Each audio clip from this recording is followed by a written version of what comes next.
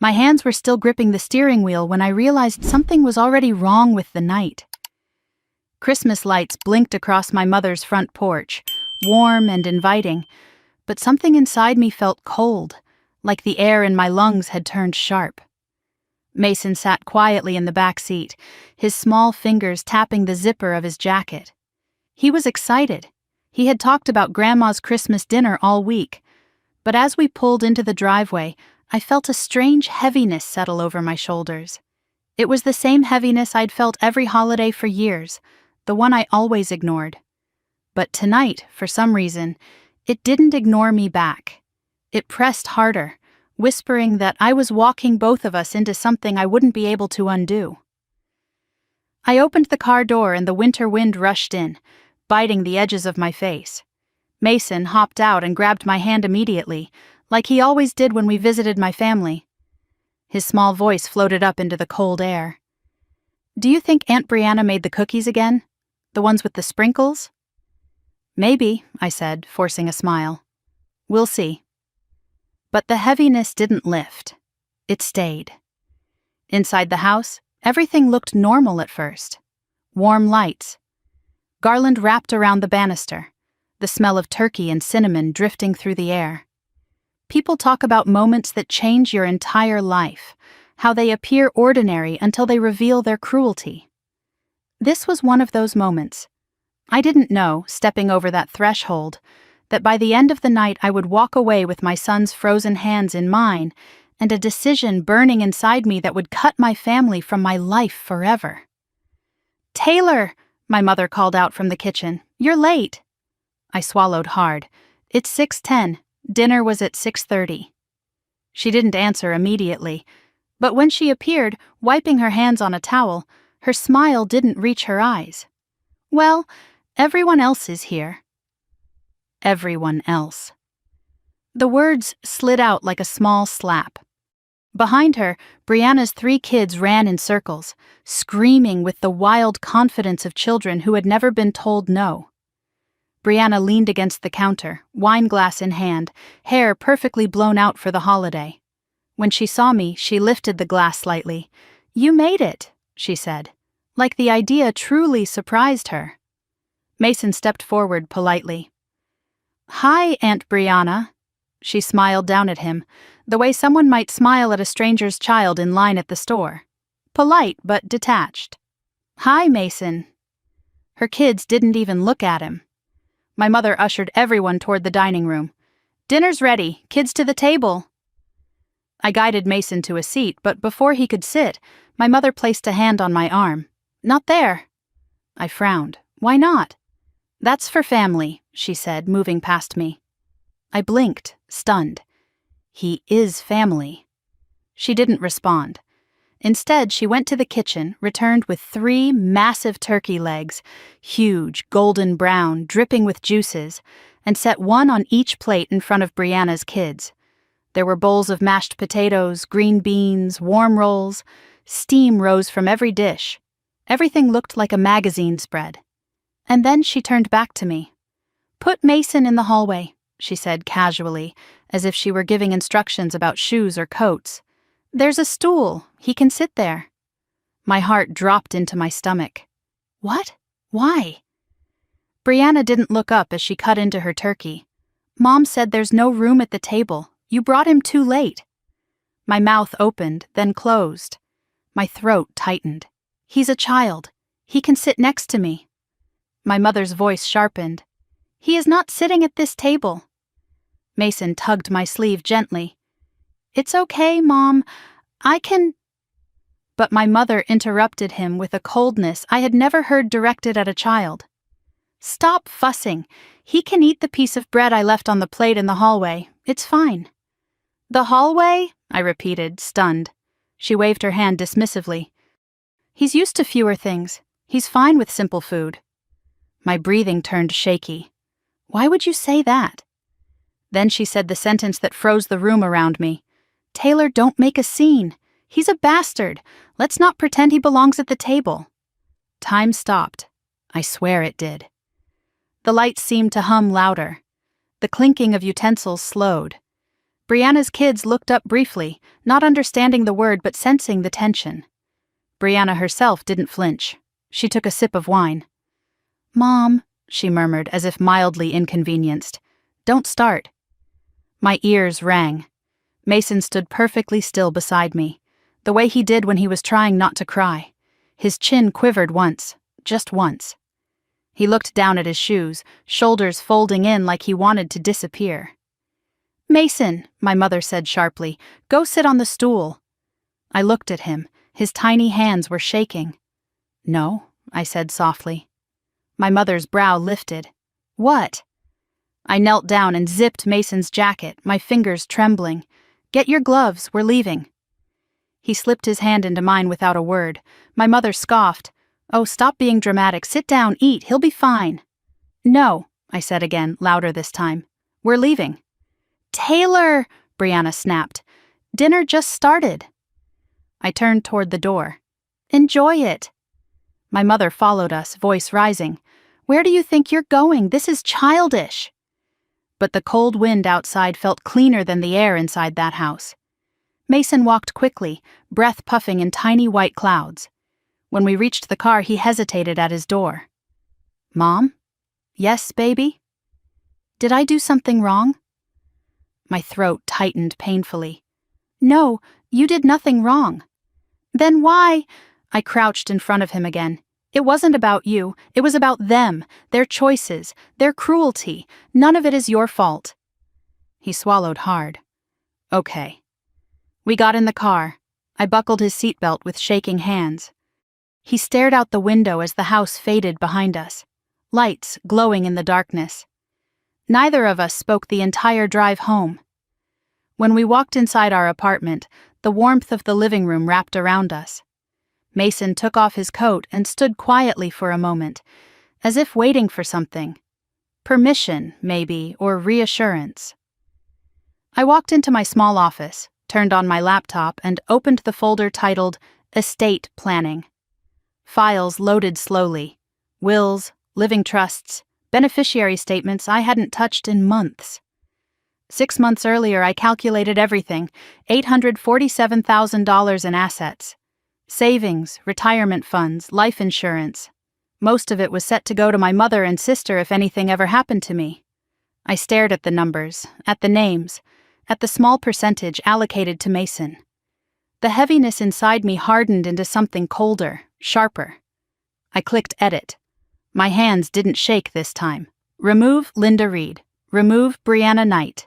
Add primary beneficiary, Mason Reed, 80%. Add secondary beneficiary, Children's Welfare Foundation, 20%. Reason for change? I typed the word slowly, deliberately. Discrimination. Emotional harm toward minor child. Repeated neglect. I saved the document. Then filed it officially through my attorney's digital portal. Then emailed my financial advisor. Then updated my insurance. Every click felt like a cut, like a thread snapping loose, one by one, until the entire fabric of my family unraveled.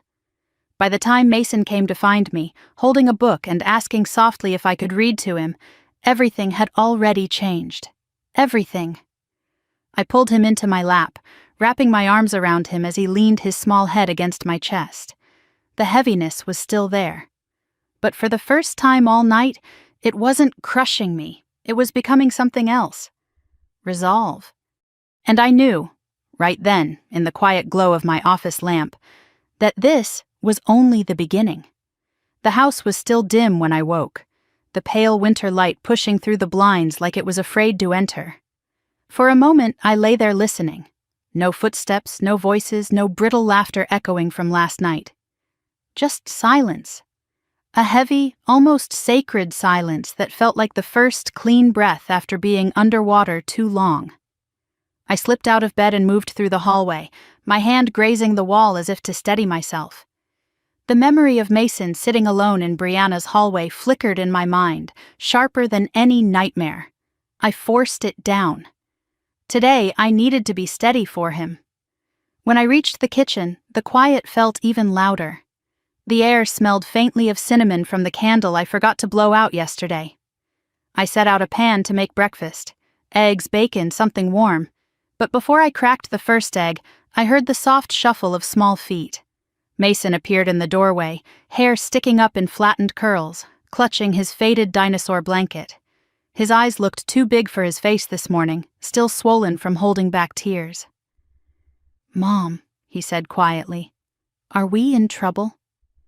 For a moment, I couldn't answer. Not because I didn't know what to say, but because his voice carried a fear a 7-year-old should never know. I knelt down in front of him and brushed a strand of hair from his forehead. "No, sweetheart," I said, touching his cheek. "We're not in trouble. We're just taking space from people who hurt us." He blinked, trying to decide if he could trust that answer. "Are we going back?" "No," I said firmly. "Not today. Not for a long time." He nodded slowly and climbed into his usual chair at the table, pulling the blanket around his shoulders like armor. I made breakfast. Fluffy scrambled eggs, toast, bacon slightly burnt the way he liked. He ate in small bites, quiet, thinking, each movement careful. My heart cracked a little more with every glance he gave me, like he was checking if he was allowed to feel safe. After breakfast, I handed him a warm mug of cocoa, and he wrapped his hands around it, exhaling softly into the steam. "Mom," he said suddenly, "why didn't they want me at the table?" His voice wasn't angry. It wasn't loud. That made it worse. My throat tightened. "Because they're wrong, Mason. Not you. They make bad choices. And last night, that was one of the worst." He stared into the mug, shoulders small beneath the blanket. "I thought maybe they didn't want me 'cause I didn't bring the right gift. The drawing, the one he made for Grandma, the one still folded in his coat pocket." I took a slow breath and steadied my voice. "You did nothing wrong. Nothing. Do you hear me?" He nodded, still looking down. I sat beside him and gently lifted his chin so he would look at me. "You belong at the table," I said. "Always." His lips trembled, and he leaned into me, letting his head rest on my shoulder. I held him there, rocking just slightly, the way I used to when he was smaller. When he went to watch cartoons for a bit, I walked quietly to my office. The laptop had been left open from last night, the estate planning folder still on the screen. Something about seeing it there, cold, factual, waiting, sent a sharp clarity through me. I sat down, fingers hovering above the keyboard, not quite ready to dive back into the world of beneficiary forms, but knowing I would soon. Before I could decide what to do, a soft knock came from the office doorway. Mason stood there, holding a thin piece of paper. The Christmas drawing. "I was gonna give this to Grandma," he said. I opened my arms, and he walked over, placing the drawing in my hands. It was simple. Just 2 figures holding hands in front of a Christmas tree, drawn in the bold, uneven strokes of a child who still believed the world would be kind to him. "She didn't want it," he added, not angrily. "Just accepting." I didn't get to respond. He gently took the drawing back, folded it once, then again, then tore it down the middle. The sound of paper ripping felt louder than any scream. He dropped the pieces into the trash and walked away without a word. My hands shook, but I forced myself to stay calm. His hurt deserved a mother who could hold steady. I closed the laptop lid and followed him into the living room.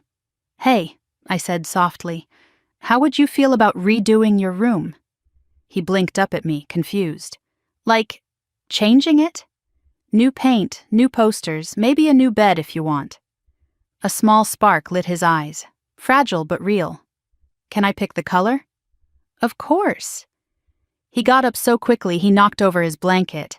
I helped him gather it while he ran to grab his shoes, talking fast for the first time in days. "Can it be dark blue? Like the sky at night? Or like space? I want stars too, glowy ones. Can I do that?" "Yes," I said, smiling despite the heaviness inside me. "You can choose anything you want." We drove to the hardware store, Mason bouncing slightly in his seat. The aisles were bright, almost too bright after the dimness of last night. He darted between color swatches, holding them up to the light before settling on a deep midnight blue. He pressed the sample card to his chest with a proud grin. "This," he said. "It feels like not cold." I swallowed the lump in my throat. "Then it's perfect." When we got home, we changed into old clothes and covered the floor with plastic. Mason insisted on painting, even though he held the brush like it weighed 20 pounds. He made messy strokes, laughing when he accidentally smeared blue paint on his cheek. I let him be messy. I let him be free. I let him feel like the world didn't shrink him. We painted for hours. Music played softly in the background. Old holiday jazz, the good kind, the kind that didn't hurt to hear. By the time we finished 2 walls, the room felt transformed. Not perfect, not finished, but different. Warmer, safer.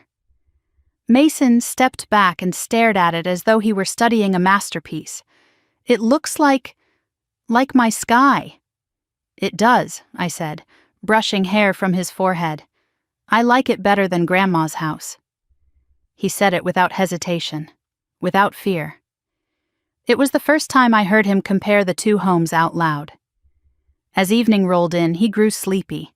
I found him on the couch, curled up with his dinosaur blanket, paint still on his cheeks. I carried him to bed, tucking him beneath warm blankets. He didn't wake. When I returned to the living room, the house felt peaceful, quiet, and uncertain, all at once. I sat on the couch, letting the day catch up to me in slow waves.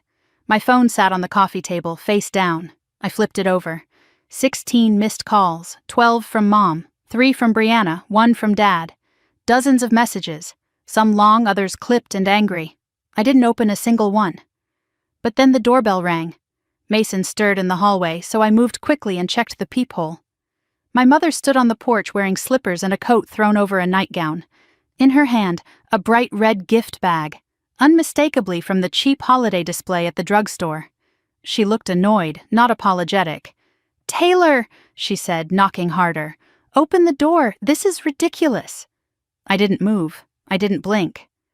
"I brought something for Mason," she insisted. "You made such a scene last night." No. She made the scene. She made the hurt. She knocked louder. "I know you're in there. You can't hide forever." Her voice rose shrill. "Your sister and I talked. You owe us an apology." Apology. The word felt like poison. I stood still until she sighed dramatically, set the bag on the doormat, and walked away through the snow. I waited a full minute before opening the door. The cold air rushed in and hit my lungs like ice water. Inside the bag were a hoodie 2 sizes too big, a cheap stuffed bear missing stitching on one ear, and a toy car still in its plastic shell. The receipt was crumpled at the bottom, time-stamped 8:19 a.m. Less than 20 minutes before she showed up. Panic shopping. Not love, not remorse, not family. I drove the bag straight to Goodwill while Mason slept. When I returned home, he was awake, sitting on the couch under his blanket. He looked up at me, eyes curious but wary. "Was that Grandma at the door?" "Yeah." "What did she want?" "To give you presents." "What did you do with them?" I sat beside him, brushing dust from his hair. "I donated them." He nodded, not hurt, not surprised, just knowing. Kids understand truths we think we're hiding. 2 days later, I walked into his room and froze. It suddenly looked too small, too childish. The dinosaur wallpaper, once cute, now felt like a memory from a life before last night. The tiny bed, the old bookshelf, the faded posters, they all felt like pieces of a childhood that needed shelter. "Hey, buddy," I said softly, "ready to finish the room today?" He looked up, eyes bright. "Can we paint the ceiling too?" "Yes," I said. "Anything you want." We spent the next hours covering the ceiling in glow-in-the-dark stars. Mason insisted on placing each one carefully, saying their names as if he were discovering new galaxies. By dinner, the room glowed softly like a tiny universe. Later that night, as he slept, I sat in the doorway and watched the stars pulse gently above him. He looked safe. He looked loved. And for the first time since Christmas Eve, I let myself believe that maybe, just maybe, We were going to be okay. In the days that followed, messages from my family grew more frantic. Brianna sent an email demanding explanations. Mom left voicemails insisting Mason needed family stability. Dad texted asking if I could let things go and be reasonable. I answered none of them. Instead, I painted the last wall in Mason's room and bought new sheets. I made lunches he loved. I walked him to school. I held him longer when he hugged me goodbye. I worked late only after he fell asleep. Our world shrank to just 2 people, and somehow felt bigger, safer, more whole. One afternoon, as he lay on the floor coloring, he looked up and said, "Mom?" "Yes, honey." "Do we have to see them again?" The crayon paused in his hand, his eyes filled with a fear no child should ever have to feel. "No," I said gently, "not for a while." He nodded slowly, then went back to coloring as if the answer had lifted some invisible weight from his shoulders. That night, I stepped into his room to check on him. He was asleep beneath the glowing stars, a tiny smile on his face. I closed the door quietly, walked back to my office, and opened the estate planning folder again, this time with a steady hand. Last night broke something. Today, something new began. Tomorrow, everything would change. Just past midnight, the house felt different. Hushed, watchful, as if the walls themselves were waiting to see what I would do next. I sat at my desk in the small pool of lamplight, staring at the open laptop. The estate planning folder glowed on the screen like a door I wasn't sure I was ready to walk through, but somehow couldn't look away from. The cursor blinked in the corner, steady and patient, as if reminding me the choice was mine and no one else's. My phone buzzed beside the keyboard. A text from Mom lit up the screen. "Are you coming back tomorrow? Bring Mason. He needs to learn respect." Respect. The word sliced through the quiet like glass. I inhaled slowly and placed the phone face down without replying. The cursor blinked again, waiting. I opened the document titled Beneficiary Summary. My own name sat at the top, and beneath it, neatly listed percentages of everything I'd worked for. Savings, investments, the small insurance policy I'd paid into every month since Mason was born. Primary beneficiary, Linda Reed. Secondary beneficiary, Brianna Knight. Minor child, Mason Reed. Only 15% allocated. I felt something tighten in my chest, a slow, deliberate squeeze. I scrolled through the document, remembering the day I'd first created it. I was 28, exhausted, juggling diapers and night shifts and bills, and my mother had told me she'd handle everything, if anything ever happened to me. Back then, I believed her. Back then, I still thought family protected you. The ache rose like a tide. I forced myself back to the present, fingers hovering above the keys. Before I could begin changing anything, a soft sound came from the hall. I turned as Mason appeared in the doorway, rubbing his eye with a fist. "Mom?" he whispered. "Why are you awake?" I closed my laptop halfway. "Couldn't sleep, sweetheart. Did I wake you?" He shook his head, the oversized pajama shirt slipping off one shoulder. "I had a weird dream. Can I sit with you?" "Of course," I said. He climbed into my lap, laying his head against my chest. I wrapped my arms around him, feeling the warmth of his small body, the softness of his breath. We sat there for a long moment. "Did they hate me?" he asked suddenly, voice small. My breath caught. "No, honey, they don't hate you. They just make bad choices. Very bad ones." He nodded slowly, as if filing that away somewhere deep. Then he lifted his head. "Mom, if you paint over bad things on a wall, does it make them disappear?" I swallowed hard. "Sometimes," I said. "It can help." He seemed to accept that. He slid off my lap and padded back toward his room. But before he turned the corner, he said quietly, "I like our room better. It feels warm." When he was gone, I opened the laptop again, full screen this time. My hand no longer shook. I deleted my mother's name, then my sister's. In their place I typed, primary beneficiary Mason Reed, 80% secondary beneficiary, National Children's Foundation, 20%. The system prompted, reason for major beneficiary change? I typed slowly, deliberately, emotional neglect, child-targeted discrimination, unsafe environment. The cursor blinked again, my finger hovered above the trackpad. This was the moment, no going back after this. I pressed save. A pop-up window appeared. Are you sure? This action cannot be reversed without attorney approval. Yes, I whispered, clicking confirm. I sat back, exhaling deeply. The quiet in the room shifted, like the air felt lighter. A sharp knock of adrenaline ran through me, fear mixed with relief. It felt like stepping out of a burning house barefoot, trembling but alive. My phone buzzed again. I reached for it reluctantly, expecting another lecture from my mother. But it wasn't her. It was my financial advisor, replying to the voicemail I'd left earlier. Call me tomorrow and we'll finalize all updates. I set the phone aside and leaned back, closing my eyes for a second. But the peace didn't last long. My phone vibrated again, harder this time. Dad calling. I stared at his name for 4 rings before answering. Hello? He didn't say Merry Christmas. He didn't ask how Mason was. Just launched right in.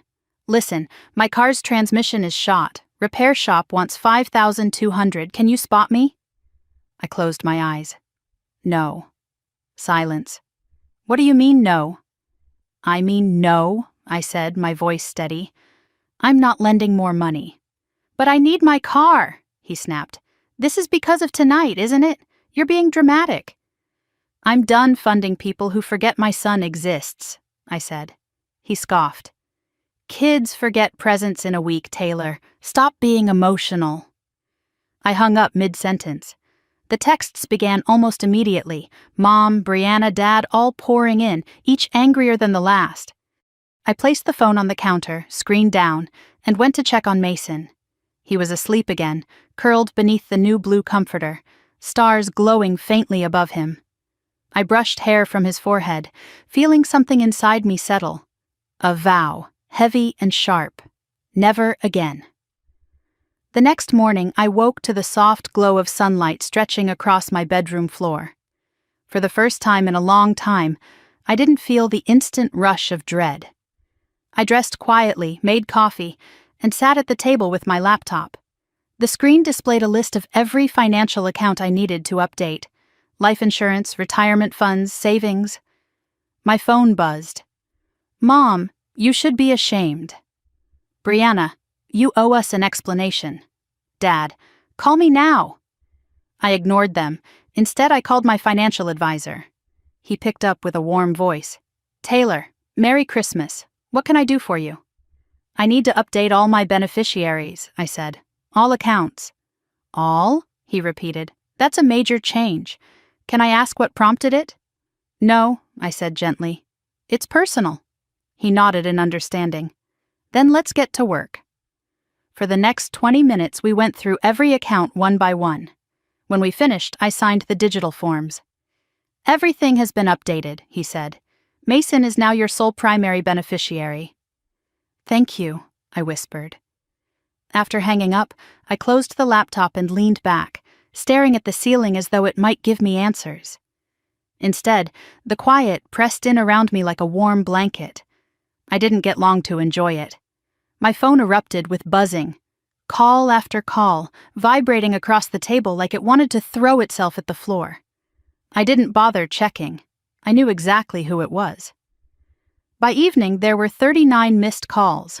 I made dinner for Mason, pasta with homemade sauce, and he ate with appetite again, chatting about how the paint in his room looked bluer in the morning light. His laughter washed over me like a balm. After dinner, he curled on the couch with his dinosaur blanket while I cleaned up. Later, when I tucked him into bed, he whispered, Mom? Yes, baby? We're okay now, right? I brushed his cheek. Yes, we're okay. He nodded, laid his head down, and drifted off with a soft sigh. When his door clicked shut behind me, I returned to my office, pulled up all my documents again, and let the weight of every choice settle over me. I didn't know what my family would do next, but I knew what I had to do. Protect him. Always. And tonight, for the first time, it felt like I finally had the strength to do exactly that. Morning settled over the house like a soft blanket, pale light pushing through the curtains in quiet beams. I lay awake before my alarm, listening to the new kind of silence that had begun filling our home. A silence without tension, without waiting for the next demand, without any voice telling my son he didn't belong. For the first time in a long time, the quiet felt like something I could breathe in, something gentle. I slid out of bed and moved into the hallway, the floor cool beneath my feet. Mason's door was slightly ajar, a sliver of golden light spilling from the nightlight shaped like a tiny moon. I peeked inside. He was still asleep, curled on his side, hugging his dinosaur plush the way he used to when he was younger. His room, half painted in the deep midnight blue he'd chosen, gave the space a warmth it had never had before. The glow-in-the-dark stars we'd begun sticking to the ceiling shimmered faintly in the dimness. I whispered a silent promise to him, one I'd made every night since Christmas Eve. "You're safe here." I went to the kitchen and began cracking eggs for breakfast. The skillet hissed softly, filling the room with the smell of butter and warmth. The scent drifted through the hall, and only then did I hear the soft shuffle of feet. Mason appeared in the doorway, rubbing one eye with the back of his hand. "Morning, Mom?" "Morning, sweetheart," I said, smiling as he climbed onto his usual stool. He sat quietly for a moment, watching me flip the eggs. When I placed his plate in front of him, scrambled eggs, toast with a little jam and sliced strawberries, he picked up his fork, then set it down again. "Mom," he whispered, "are we in trouble?" The question, innocent and scared, hit harder than anything my family had said. I knelt down in front of him. "No, baby, we're not in trouble at all. We're safe here. Just you and me." He nodded, though his eyebrows pulled together like he was trying to solve a puzzle too big for him. "Grandma said I wasn't supposed to sit at the table. Did I break a rule?" My chest tightened. "No." "She was wrong. You didn't break any rule." He looked at me, really looked, searching for any hint of doubt. When he found none, he let out a long, soft breath and finally began to eat. Every few bites, he glanced up, as if checking whether he was allowed to enjoy breakfast. When he finished, I handed him a warm cup of cocoa. He wrapped his hands around it and took a careful sip. Then came the question that shattered the morning. "Mom, if I'm not part of Grandma's family, am I still part of yours?" I froze for a heartbeat, feeling something deep inside me twist sharply. I cupped his face gently. "You are my family. You're the best part of my family. And nothing they say will ever change that." He pressed his forehead lightly against mine. "Okay," he whispered. He went to watch cartoons while I cleaned up. But halfway through rinsing the dishes, I saw him quietly drop something into the trash. I checked once he walked away. It was the dry piece of bread from Christmas Eve, still in the napkin he'd folded it in. He didn't say anything about it. He didn't have to. Later that morning, a loud rumble came from outside, delivery truck tires grinding through icy slush. I glanced through the window just as the mail truck stopped at the curb. Mason was busy building a Lego spaceship in the living room, so I slipped on my slippers and stepped out onto the porch. The mail carrier handed me a stack of envelopes. "Looks like you've got a lot today," he said with a sympathetic smile. "Holiday leftovers, I guess." Maybe, I thought, or maybe the beginning of something worse. Inside, the envelopes spilled across the kitchen table. Half were bills. The other half were from my mother and Brianna. I opened the first one with trembling fingers. "You exaggerated what happened. You embarrassed all of us. You owe this family an apology for storming out." My throat tightened. I opened the next. "Brianna's children were upset after what you did. We gave your son food. You shouldn't act like a victim." My hands began to shake. I opened a third envelope. Inside was a single sheet of paper with one line. "Fix your will, and then we'll talk." I almost laughed from the absurdity, but the laugh died in my chest. Their audacity wasn't funny, it was dangerous. Before I could process it, my phone buzzed. Mason looked up from his Lego spaceship. "Mom, someone's calling again." I silenced it and forced a smile. "Don't worry about it, sweetheart." But the calls didn't stop. They came like waves, relentless, angry, demanding. "Mom, you embarrassed me last night." "Brianna, you ruined Christmas for my kids." "Dad, call me, don't play games, I need the money." Their voices crashed through the quiet, turning the house into a battlefield of unanswered demands. When the phone finally stopped ringing long enough for me to breathe, I spotted Mason standing in the hallway. His chin quivered slightly and his fingers twisted together. "Why are they mad?" he whispered. "Did we do something wrong?" "No," I said, pulling him into my arms. "We didn't do anything wrong. They're just upset because they don't understand." "Understand what?" "That their choices have consequences." He tucked himself deeper into my embrace. "I don't want to see them again." "You won't have to," I promised. But a small voice inside me whispered the truth. I wasn't sure we were done with them. Around lunchtime, there was a knock on the front door. Mason jumped, startled. I put a hand on his shoulder. "Stay here, okay?" Through the peephole, I saw a neighbor, Mrs. Holmes, holding a small tin of cookies. When I opened the door, she offered them with a warm smile. "Just checking in," she said. I saw someone shouting on your porch yesterday morning." Heat crept up my neck. "I'm sorry you had to hear that." She shook her head. "Don't apologize. Just wanted you to know. I'm around if you need anything." I took the cookies gratefully. "Thank you."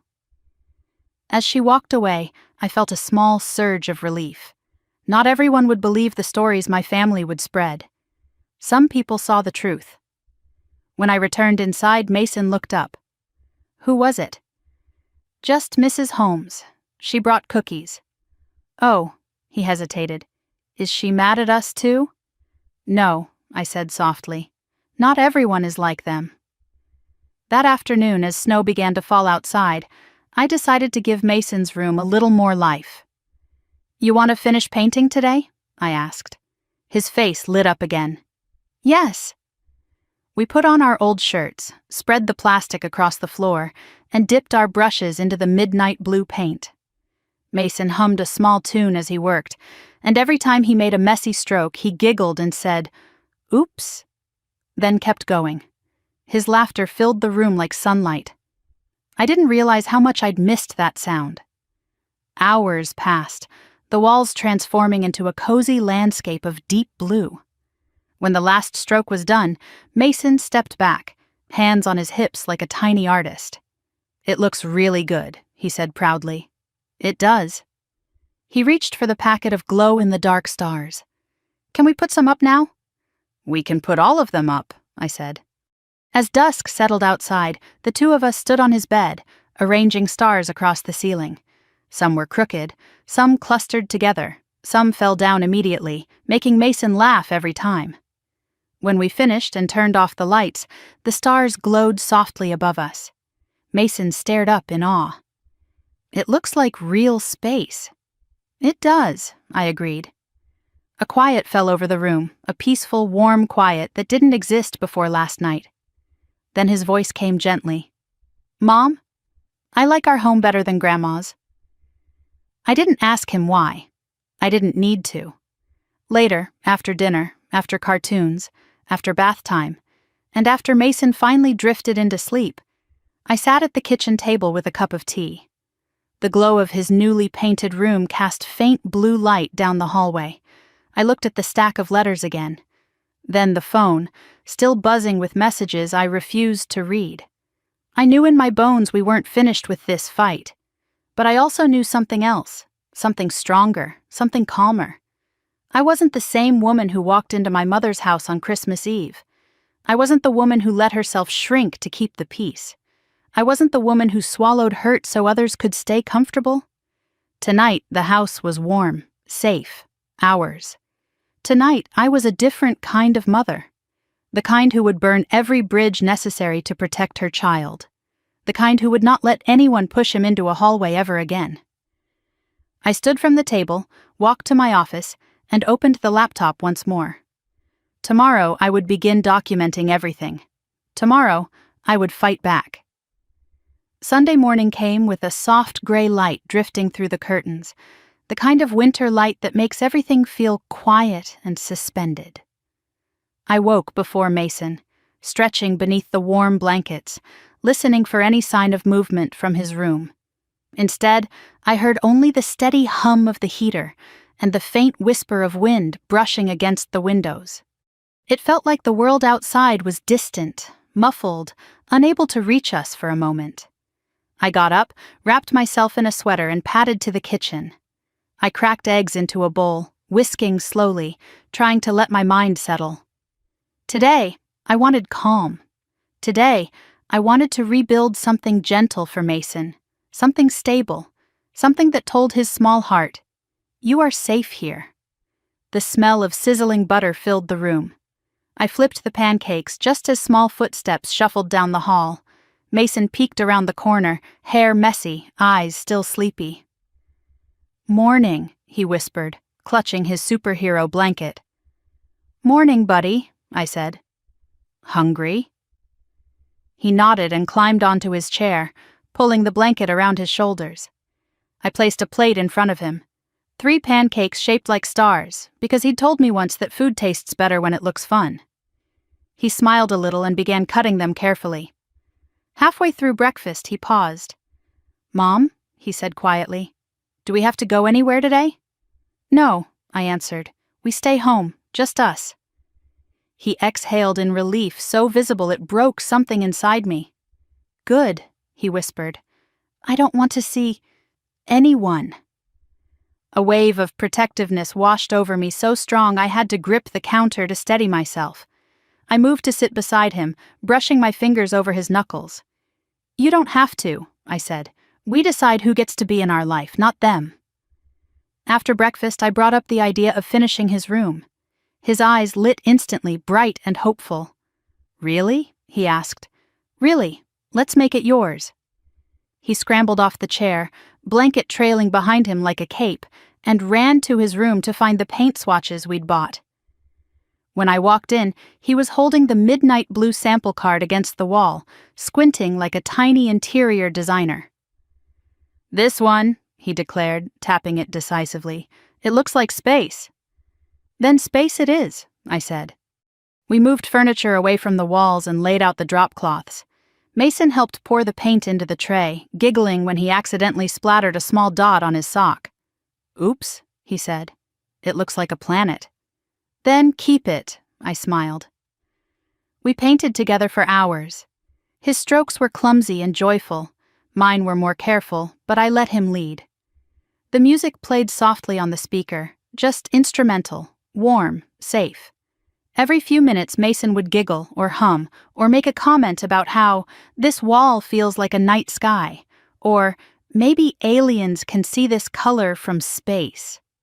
At one point he looked at me and asked, "If we paint over the old things, do they disappear forever?" His voice was soft, hesitant, carrying meanings beyond paint. I set my brush down. "Sometimes," I said gently, "sometimes painting over things helps you remember new ones instead." He nodded slowly. "I like new things better." Later, as the afternoon light shifted toward gold, someone knocked on the front door. Mason froze, shoulders tensing. I went to check the peephole. Aunt Carol. I hadn't expected her.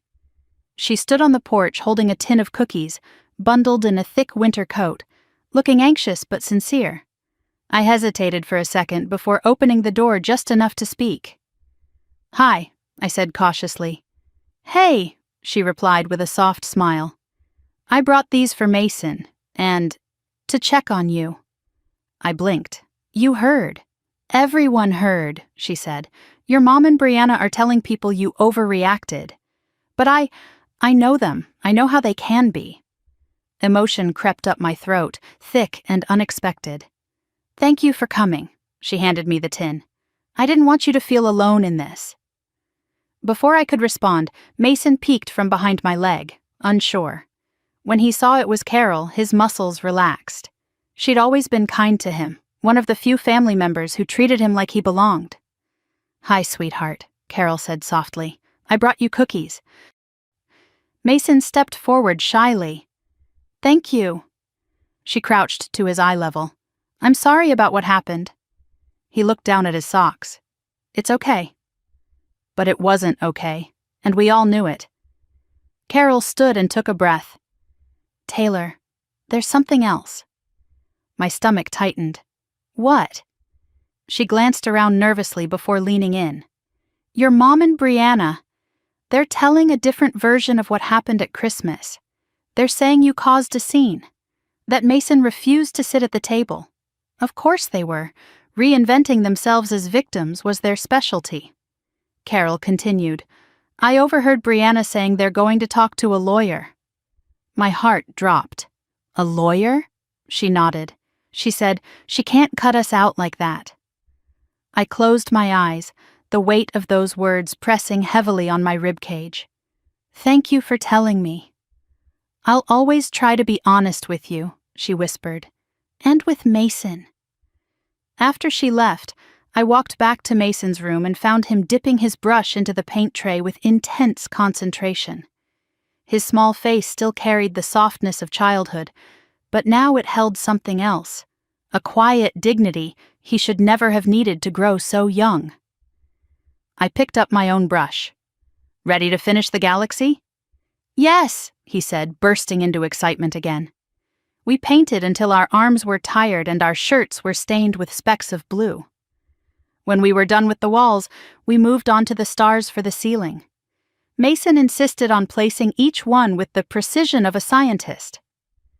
"This constellation is ours," he said proudly, pointing at a cluster of glow stars. "It's me and you." Later, after dinner, Mason finished coloring a superhero drawing at the dining table. I was rinsing plates when he said, "Mom, what if they come here and try to make me go somewhere?" I dried my hands quickly and knelt beside him. "They won't. I won't let them." "Promise?" "Promise." He leaned into me, small and trusting. It made my chest ache with a tenderness that was almost painful. When he went to sleep, I returned to the kitchen table and pulled out my laptop. I created a new folder on the desktop titled Evidence.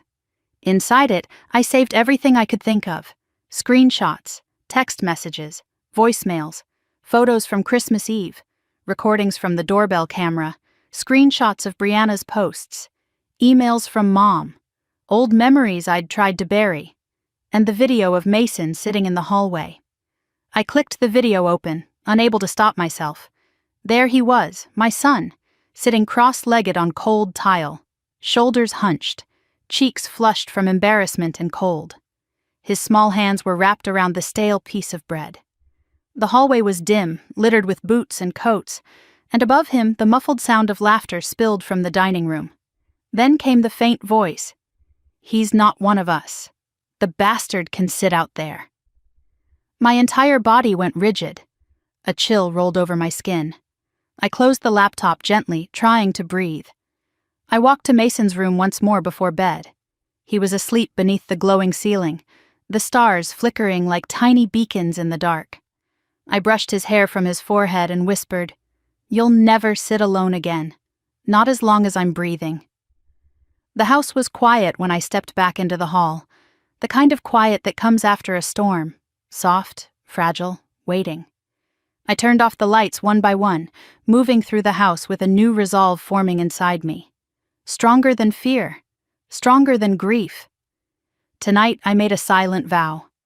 I would not let them rewrite what happened. I would not let them harm him again. I would not let them control our story. Whatever was coming, lawsuits, arguments, guilt trips, manipulation, none of it would make me undo the choice I made. I walked into my office, opened the laptop one more time, and added a new document titled, "For Attorney Harper, Full Timeline." Then I began typing. This all started on Christmas Eve. The morning air felt sharper than usual, crisp enough to sting my cheeks when I stepped outside to warm up the car. The sky was cloudy, the kind of heavy gray that hinted at snow later in the day. When I walked back inside, Mason was sitting on the couch tying his shoes, his backpack slung over one shoulder. He looked up at me, eyes wide in that way he had when he was trying to be brave about something he didn't want to talk about. "Ready for school?" I asked, brushing his hair gently. He hesitated before answering. "Mom, you won't let them take me, right?" The words hit like a punch to the stomach. I crouched down in front of him, placing a hand on his knee. "No one is taking you anywhere, ever." He searched my face, making sure he could trust that. When he finally nodded, I kissed his forehead and helped him zip up his jacket. We walked to the car together, his hand gripping mine a little tighter than usual. At school drop-off, he lingered, looking back at me again and again before walking through the doors. I watched until he disappeared inside, then exhaled slowly and returned to the car, fingers trembling slightly around the steering wheel. I didn't go home. Instead, I drove directly to Attorney Harper's office, my breath fogging inside the car as I rehearsed what I needed to say. By the time I walked into the lobby, anxiety buzzed under my skin like static. Harper's assistant smiled politely. "She's expecting you. Go right in." I knocked once and stepped inside. Harper was sitting behind a wide wooden desk, glasses perched on her nose, a file already open. She gestured to the chair across from her. "Rough morning?" she asked gently. "You could say that." I sat down, and the moment I did, everything came spilling out. The posts my family made, the lies they were spreading, the hints at legal action, the way Mason was reacting. Harper listened without interrupting, hands folded calmly on the desk. When I finished, she leaned back slightly. "Taylor, I'm going to be very honest with you." "I want honesty," I said. "Your mother and sister are not just upset. They're preparing a case. A weak one, but a case nonetheless." My heartbeat thudded in my ears. I knew it. "They're aiming for one thing: grandparent visitation. Under Maryland law, it's not automatic. They have to prove harm to the child if they're denied access. But people like your mother, they know how to twist a narrative." I swallowed hard. "What do I need to do?" "Stay ahead of them," she said. "Document everything, every message, every incident, every pattern of behavior, and most importantly, do not engage with them emotionally. They will provoke you. They want a reaction they can use." I nodded slowly, absorbing each word like instructions in a survival manual. Harper opened a folder on her desk. "Start building a timeline. Include dates, times, descriptions of events. Gather photos, videos, text messages, voicemails. Get statements from anyone who has witnessed their behavior." I thought of Ms. Delgado at Mason's school. His teacher has seen the changes. She might help. That's excellent. Judges like neutral third-party validation. I exhaled shakily. "Okay, I can do that." Harper closed the folder. "You're doing the right thing. Your priority is Mason's emotional safety. Don't doubt that." I thanked her, left the office, and walked into the freezing air with renewed purpose. The cold didn't bother me as much anymore. It felt like clarity. When I got home, I set my laptop on the kitchen table, opened a fresh document, and titled it Family Patterns, Evidence. I pulled up screenshots I'd taken earlier in the week, Mom's messages, Brianna's posts, the voicemail from my dad. One by one, I uploaded them into the folder. Then I added descriptions. March 7th. Mom forgot Mason's birthday again. June 14th. Brianna told her kids not to play with him. He's not really family. September 2nd. Dad asked for money for the third time this year, never mentioned Mason. December 24th. Brianna serving turkey to her kids while giving Mason dry bread. The list grew and grew, each line a reminder of how long I had normalized their cruelty. I was typing furiously when I heard the notification ping. The group family chat had exploded again. I opened it with a sinking feeling. "Brianna, you overreacted." Mason wasn't excluded. Mom, you're lying about what happened. Dad, stop being dramatic. Then a message from an unknown number. Delete your changes to the will or we'll take action. My hands went cold. Before I could react, my phone buzzed again. A video notification, posted by Brianna on her social media. I tapped it, and my blood turned to ice.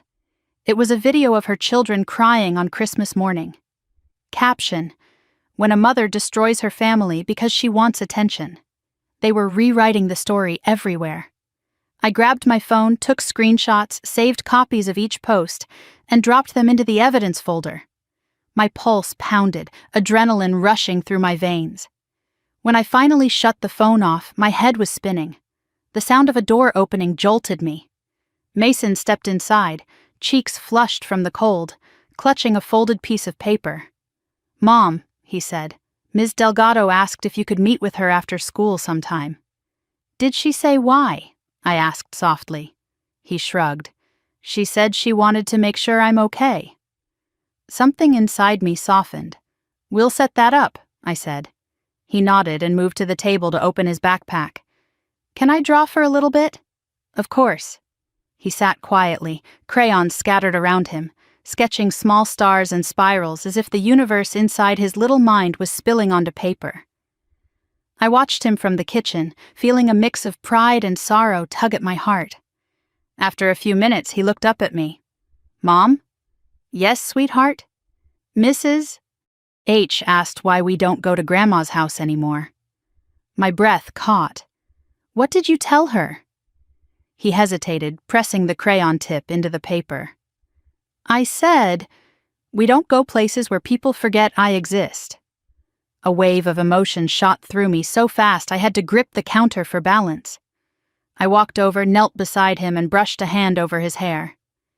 You never have to explain yourself to anyone, I said.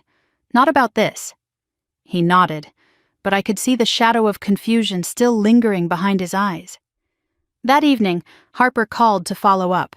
Her voice was calm, steady.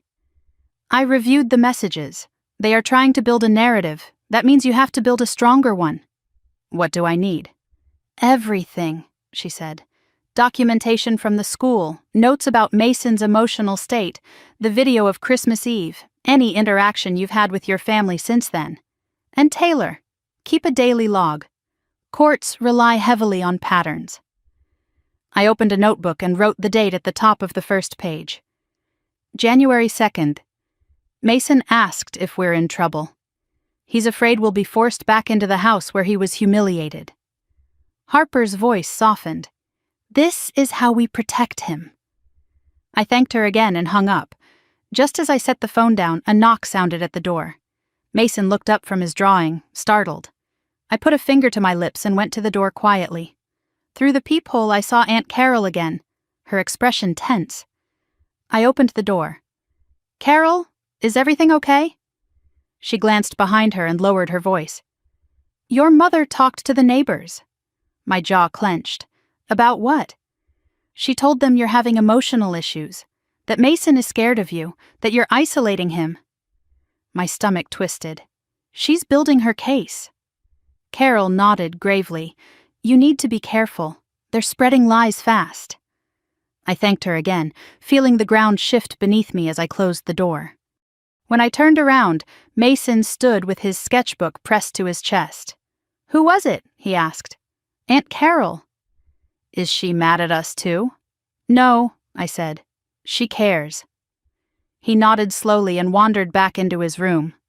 I followed him a moment later and found him removing stickers from his old wallpaper, peeling them off one by one as though trying to erase something.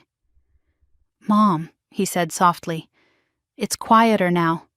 It is, I said. Do you like it quieter? He considered this. Yeah, it feels safe. My throat tightened.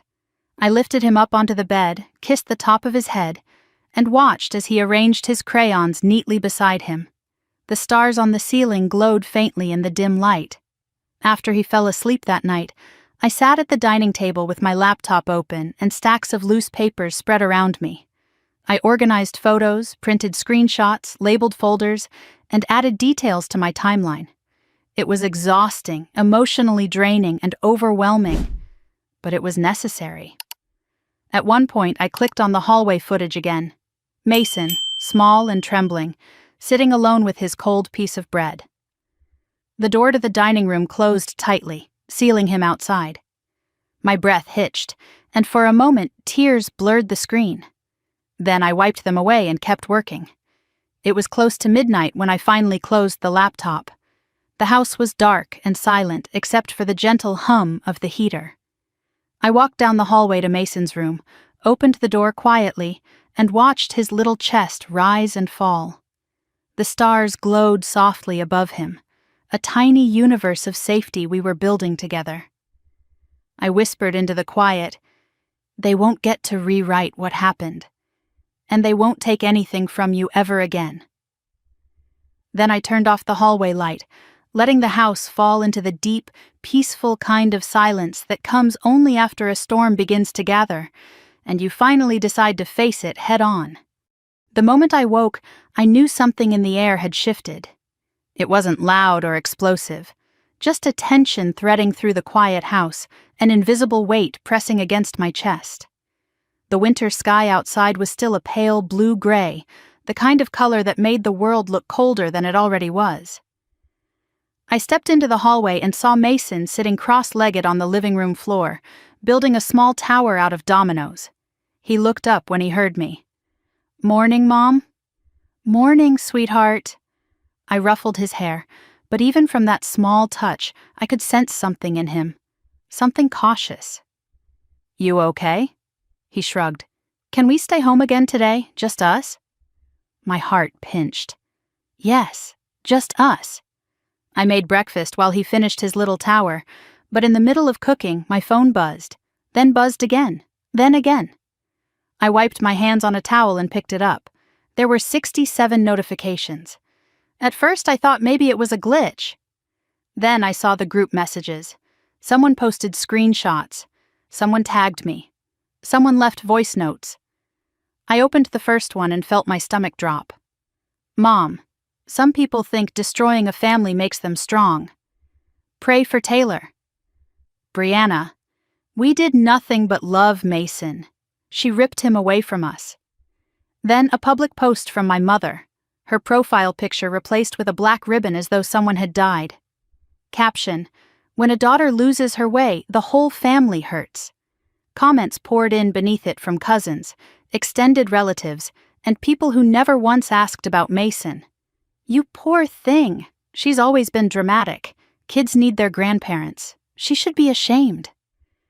I stared at the screen, frozen. The story had been rewritten overnight. They were painting me as the villain, the unstable daughter, the hysterical mother. But I didn't move. Not yet. Footsteps shuffled behind me. Mason tugged lightly on my sleeve. "Mom, why are people online saying you're mean?" I turned immediately and put the phone face down. "You don't need to read any of that, okay? None of it is true." He swallowed and nodded. But I could see the confusion, the fear, the hurt. I bent down. "You know the truth. That's what matters." His lip trembled, but he didn't cry. "I like being with you more than anybody else." I hugged him until his breathing steadied. While he brushed his teeth, I reopened the messages, this time with steady hands. Every word would go into evidence, every accusation, every lie, every attempt to guilt or manipulate. I screenshotted everything. By the time Mason finished getting dressed, I had a folder filled with images, evidence of years of patterns. I didn't want it to exist, but it did, and now it would finally mean something. We spent the morning painting the last corner of his room. He hummed while he worked, tapping his brush against the wall with more enthusiasm than skill. His cheeks were dotted with tiny splashes of blue. At one point he said, "Mom, I like the stars best. It makes me feel like I'm sleeping under the sky." "That's exactly the point," I smiled. He beamed and kept painting. But the piece didn't last long. The phone buzzed again, this time with a message from Ms. Delgado. Hi, Taylor. Could we talk after school tomorrow? It's about Mason. Nothing bad, I promise. Just want to check on him. My throat tightened. Kids can carry more than we think. I texted her back immediately. Of course. When I set the phone down, I glanced toward the front window and froze. A car I recognized was slowly pulling up to the curb. My mother's car. My pulse quickened, and I felt a rush of heat climb my neck. I stepped toward the window and peeked through the blinds. She wasn't alone. Brianna was in the passenger seat. What's wrong? Mason whispered behind me. I turned, kneeling quickly so we were eye level. Nothing you need to worry about. Why don't you go choose some posters for your room? Maybe space planets? He nodded and hurried toward his room. Then the doorbell rang, sharp and insistent. I checked the peephole. My mother stood there in her long coat, arms crossed, looking expectant and furious all at once. I didn't open the door. She knocked again. Taylor, open this door right now. I stayed still. You're acting childish, she snapped. We're here to talk. Another knock, harder this time. You owe us an explanation. My jaw clenched. Then her voice dropped, low and venomous. You think you can cut us out of your life? Out of Mason's? You can't. We have rights. I pressed record on the doorbell camera. We know what you did, she continued. We're not stupid. I waited. I did not engage. We'll take legal action, she hissed. You won't win this. When she finally stepped back from the door, Brianna leaned in close. You're not fit to raise him alone, she said. Everyone sees it. Everyone knows. They stood there a moment longer, whispering to each other, then walked back to the car. I didn't breathe until engine sounds faded down the street. When I turned away from the door, I saw Mason standing just outside his room, eyes wide, fingers curled into the hem of his shirt. I knelt again. Sweetheart, why are you out here? I heard Grandma, he whispered. Is she mad at you? She's confused, I said gently. She doesn't understand we're making our own choices now. His lower lip trembled. Is she gonna take me? I pulled him against my chest, feeling his small body shaking. No, I whispered fiercely. No one is taking you. I won't ever let that happen. He clung to me, his heartbeat quick and scared. I kissed his hair and held him for a long time. Eventually, when his breathing settled, he whispered, Can I help finish the ceiling stars? Yes, I said. Let's make our galaxy. We spent the afternoon sticking stars onto the ceiling, Mason placing each one with careful precision. Every time he giggled, every time his face lit up at a new pattern, I felt a new resolve form inside me. He had been made small once. Never again. When the stars were done, we shut off the lights. The ceiling glowed like a quiet universe. Mason lay on the bed staring up at it, smiling softly. It's like magic, he whispered. It is. That evening, I made dinner while he worked on homework. He looked lighter, calmer, but there was still something fragile in the way his hands moved. While I was pulling pasta off the stove, my phone lit up. A number I didn't recognize. I let it go to voicemail. Then it buzzed again. A text. Consider this your formal warning. We will pursue visitation rights. My stomach dropped. I read the sender's name. My mother's attorney. I saved the message and exhaled slowly. Later, as Mason brushed his teeth, I stepped into my room and called Harper. She picked up immediately. Taylor? They're escalating, I said quietly. They're threatening visitation. Her voice sharpened. Do you have evidence? I have everything. Good, because they're setting the stage to make you look unstable. Do not react publicly, and keep documenting. I will, I said. After I hung up, I checked on Mason once more. He was already in bed, lying on his back, eyes fixed on the glowing stars above him. When he saw me, he reached out a hand. Can you stay a little? He asked. I lay beside him, letting his small fingers wrap around mine. His voice drifted softly in the dark. I like it here, he whispered. It feels like my own sky. I glanced up at the stars we'd placed together, the ceiling glowing softly. "It is your sky," I murmured. "And no one can make me sit in a hallway here," he added quietly. My breath caught, but I answered steady. "Never again." He nodded, satisfied, and closed his eyes. After he fell asleep, I slipped out of the room, leaving the door open just a crack. I walked to the dining table where my laptop still sat open, the evidence folder glowing like a reminder of everything ahead. I clicked through the screenshots again, the lies, the accusations, the threats. Then I opened a new document. At the top, I typed, "Timeline, full record of family behavior." The cursor blinked. I began writing. They thought they could rewrite the truth.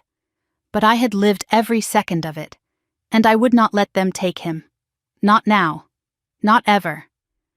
Snow drifted against the windows in soft, swirling patterns, the kind of steady winter shimmer that made the whole world feel quiet and far away. I sat at the dining table with my laptop open, the cursor blinking on an empty page. Attorney Harper's email was still pulled up beside it, her message short and clinical but carrying a weight that settled deep in my bones. Gather documentation of every pattern of neglect, favoritism, emotional harm, and financial manipulation from the past 3 years.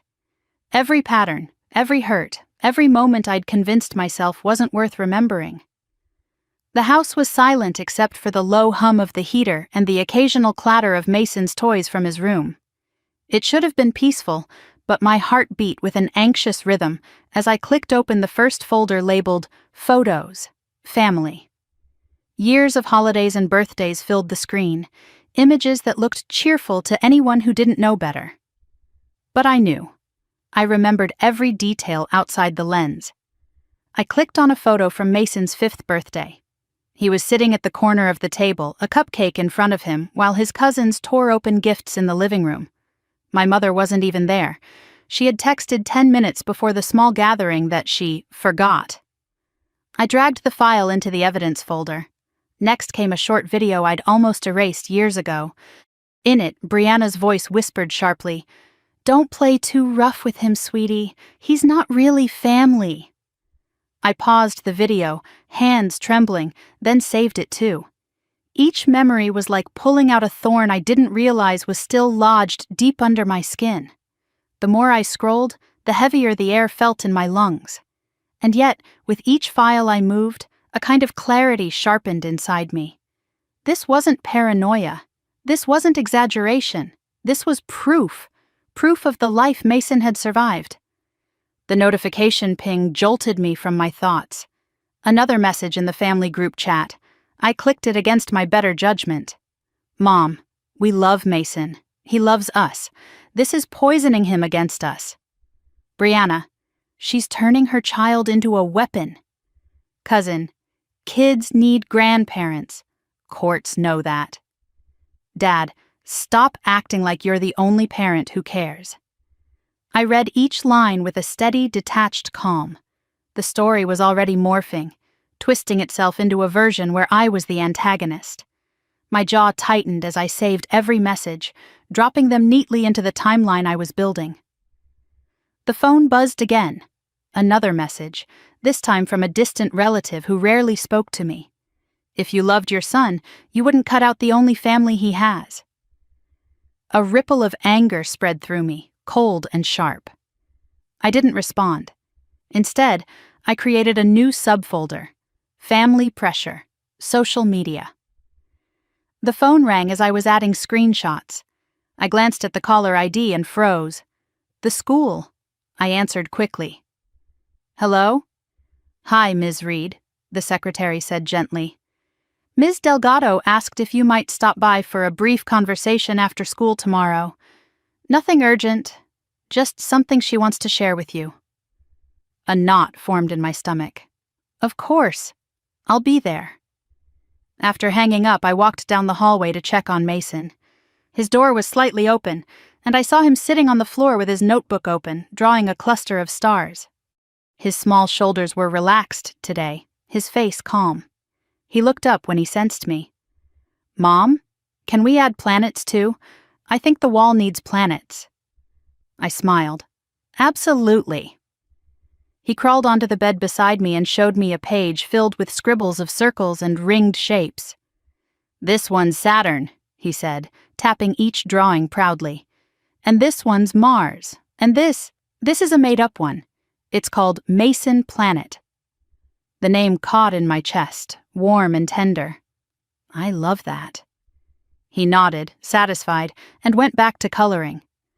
I stayed in the doorway watching him, committing the calmness on his face to memory. Even the smallest ease on his features felt like a victory. But peace has a way of being fragile.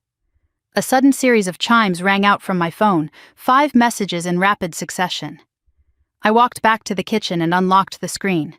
Brianna had posted a new video. This one was longer, a montage of her kids crying on Christmas morning, clips obviously recorded after the incident. Her voice narrated over it, dripping with faux sorrow. Please pray for my children. They're heartbroken because their cousin was taken away by a mother who doesn't want anyone else in his life. We miss Mason. We love him.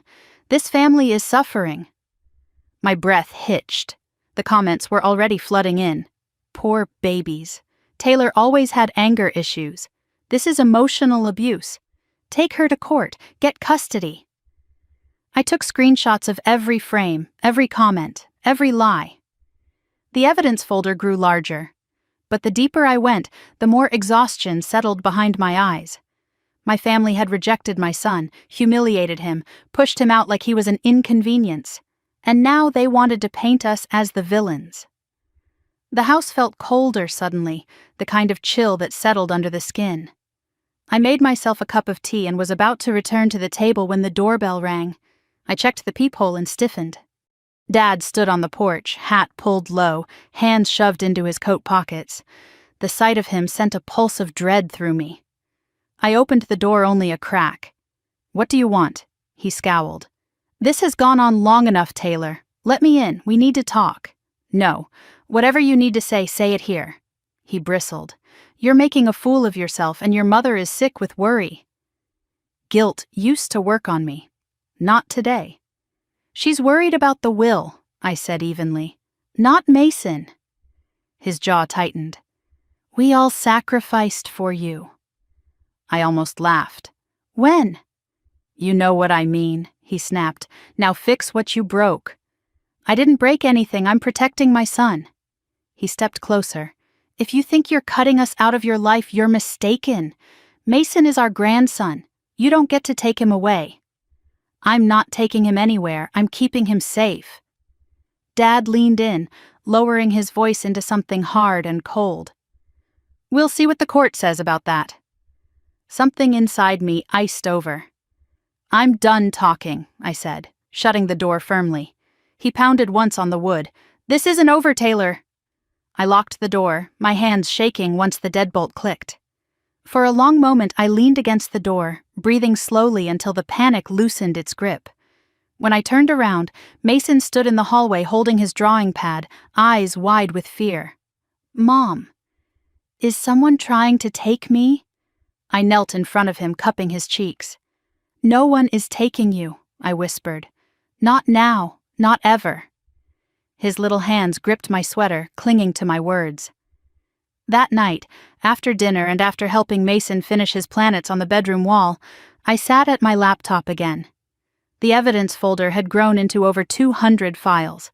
Documents, images, videos, audio clips, screenshots, and written accounts of every slight, every moment of neglect, every quiet injury inflicted on my child. At some point, without realizing it, I had begun shaking. When my hands finally stilled, I stood and walked down the hall. Mason was already asleep, curled beneath the blanket, the galaxy we'd built glowing above him. Tiny stars shimmered against the blue ceiling, constellations scattered in gentle patterns that wrapped the room in a soft glow. I walked closer and adjusted the blanket over his shoulders, smoothing his hair back. He looked peaceful, safe, loved, something he had never been in that other house. I stayed there for a long time, breathing slowly, letting the quiet ground me. Then I whispered to him, the words only for him, and the soft shadows of the room. You'll never sit in another hallway again. Not as long as I'm breathing. The next morning would bring more messages, more lies, more fear. But tonight was our own. Tonight, I let the stars burn bright above my sun. Tomorrow, I would begin preparing for war. The email arrived just after sunrise, slipping into my inbox with a soft chime that somehow felt louder than any alarm. I was sitting at the kitchen table with a mug of coffee when the notification appeared on my screen. I clicked it without thinking, still groggy, still half in that hazy state between sleep and waking. The subject line cleared that haze immediately. Notice of filing, petition for grandparent visitation rights. My stomach dropped so fast it felt like falling. My hand tightened around the coffee mug, and I set it down quickly before I dropped it. The room felt suddenly smaller, the air heavier. I clicked the attachment. The document opened slowly, line by line, sentence by sentence, each word carving its way into my chest. Linda Reed versus Taylor Reed. Request for court-ordered visitation with minor child Mason Reed. For a long moment, I didn't move. The screen seemed to pulse in front of me. My throat felt tight, dry, almost burning. I forced myself to scroll. Mother is unstable. Child is being alienated from extended family. Grandmother has long-standing loving relationship with the minor. Child has expressed fear due to Taylor's unpredictable behavior. I couldn't breathe. Unpredictable behavior? Loving relationship? Alienating him? They were writing fiction. They were writing lies. They were writing their own innocence into existence and painting me as a monster. There was a noise behind me, a quiet yawn. I turned sharply, instantly alert. Mason stood in the hallway with his blanket wrapped around his shoulders. His cheeks were still warm from sleep. He blinked at me. "Mom, why are you crying?" I hadn't even noticed the tears. They slid down my cheeks in silent trails. I swiped them away quickly. "It's nothing, sweetheart. Just grown-up stuff." He walked to me, wrapped his small arms around my waist, and leaned into me. I held him tightly, the warmth of his little body grounding me. "Are we in trouble?" he whispered again. "No," I said softly. "We're not in trouble." But something deep inside me trembled. Mason looked up at me, his eyes round with worry. "Mom, you're shaking." I kissed the top of his head. "I'm okay, I promise." But I wasn't, not even close. When he went to brush his teeth, I grabbed my phone and called Attorney Harper. My hands trembled so badly that I almost dropped it. She answered on the third ring. "Taylor." "They filed," I whispered. My voice cracked. "Okay," she said, her tone instantly shifting into something steady, something strong. "Forward everything to me. The petition, the exhibits, the notices." I didn't think they would go this far. "People like your mother don't like losing control," she said. "They escalate. That's what they do. But we'll fight this." I exhaled sharply. "They're lying in the petition. They always do. We'll dismantle it piece by piece. I don't know how they can say any of this." "They don't need the truth," Harper replied. "They need a story that makes them look like victims." My chest tightened. "And makes me look unfit." Exactly why we're going to stay calm and build our own narrative, one based on evidence. After hanging up, I packed Mason's lunch with hands that wanted to shake but refused to. I double-checked everything. Snacks, water bottle, homework folder, anything to focus on something normal. When we reached the school, he hesitated before unbuckling his seatbelt. "Mom, does the judge get to pick who I live with?" His voice was barely above a whisper. I swallowed the knot in my throat. "No, the judge can't take you away." "Even if Grandma is mad?" "Even then." He nodded, trying to believe me, and stepped out of the car. I stayed until he walked through the school doors, watching the way he glanced back twice before disappearing inside. Only then did I let myself shake. The moment I got home, I opened the petition again. reading each line through fresh anger. Taylor Reed displays emotional instability. Child has been withheld unfairly from grandmother. Child expressed fear while in Taylor's care. None of it was true. None of it. But it was printed in a legal document, pages stamped with the court seal. That made it dangerous. I opened the evidence folder and started organizing everything. Screenshots, photos, videos, the hallway footage, the Christmas messages, past birthdays, voicemails, hateful text chains, everything that showed who they were. My laptop pinged again. Another notification, this time from social media. Brianna had posted a photo of her children crying again, another dramatic display meant to sway public opinion. Caption: when family is torn apart by one person's bitterness. Pray for Mason. Hundreds of comments already. So sad. Taylor is ruining everything. Kids always suffer because of unstable parents. Something cold settled in my chest, a numbness that felt dangerously close to fury. I screenshotted everything, then archived the post in case she deleted it later. Just as I finished saving the last image, the school called. My heart lurched. I answered immediately. "Hello?" "Hi, Ms. Reed," Ms. Delgado said gently. "Do you have a moment?" "Is Mason okay?" I blurted. "Oh yes, he's fine," she reassured me. "I just wanted to ask if we could meet after school. He seemed a bit withdrawn today. I'm not worried. I just want to support him." Tears stung my eyes, sudden and sharp. "Yes, thank you. I'll be there." After hanging up, I pressed my palms into the table and breathed slowly. My son was carrying weight he should have never known. And my family, the people who should have protected him, were the ones who put it there. Around noon, the family group chat erupted again. "Mom, you caused all of this." "Brianna, delete the will changes, fix your mess." "Dad, this is on you." Then a message from a relative I barely spoke to. "Your mother is devastated. Mason will resent you when he's older." I stared at the phone a long moment before setting it down face first. The silence after that was deafening. Eventually, it was time to pick Mason up from school.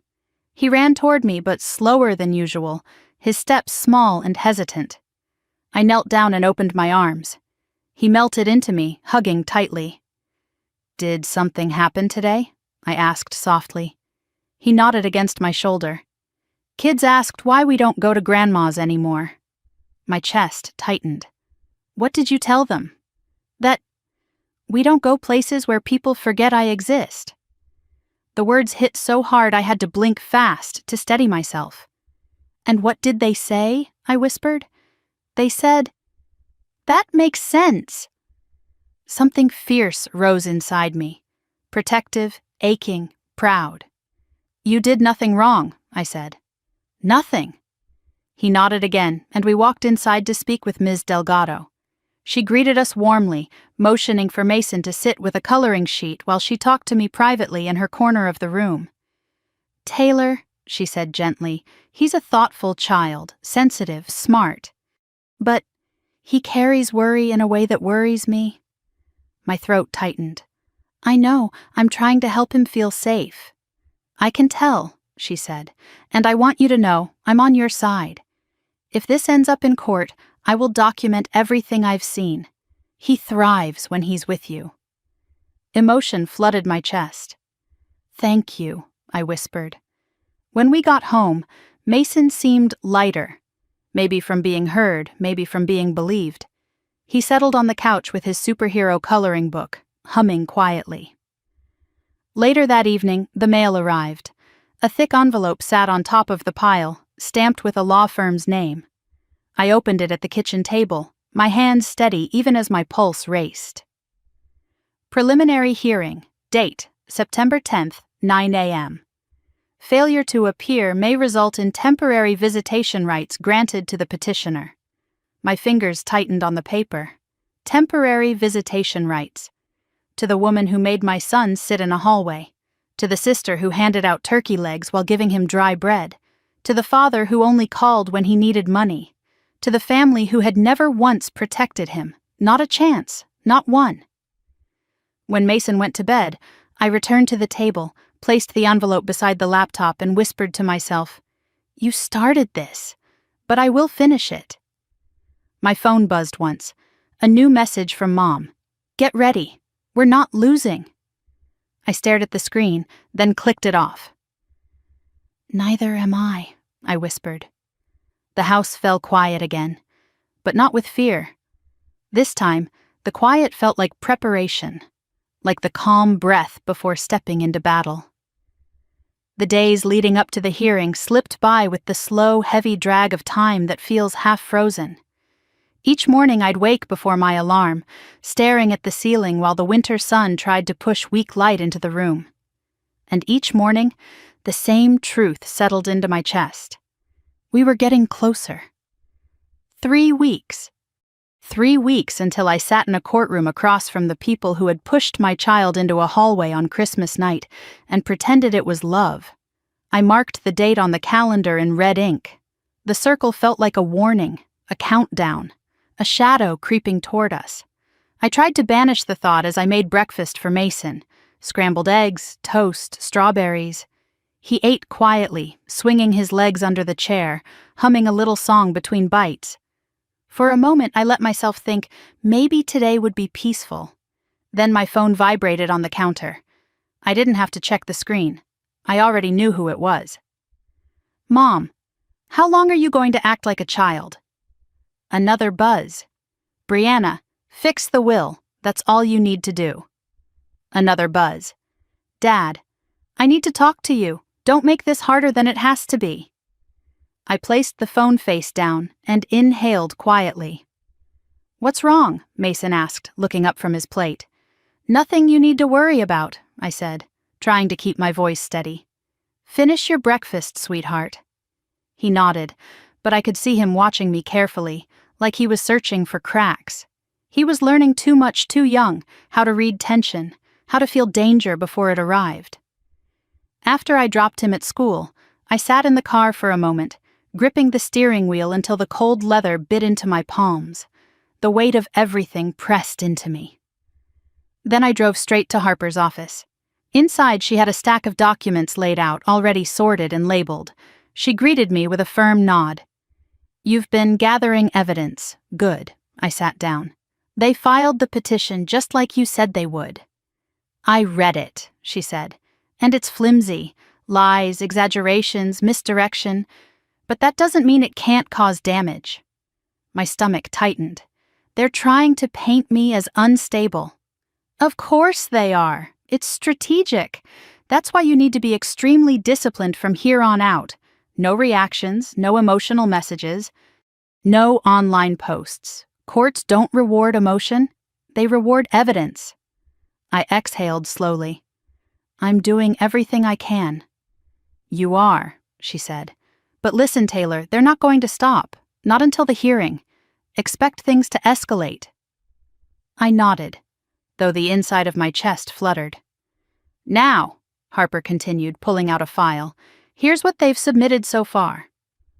I braced myself. Inside were statements from 2 neighbors claiming they'd seen Mason upset when leaving his grandmother's home.